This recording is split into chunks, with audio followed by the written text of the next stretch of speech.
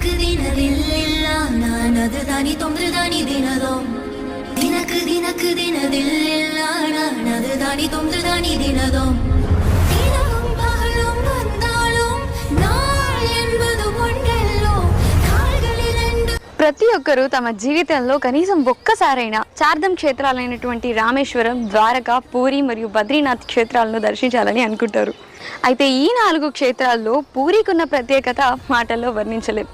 మరి ప్రతి ఒక్కరూ ఆ పూరికి వెళ్ళి జగన్నాథ స్వామిని దర్శించుకోవాలంటే అదంత సులువైన విషయం ఏం కాదు.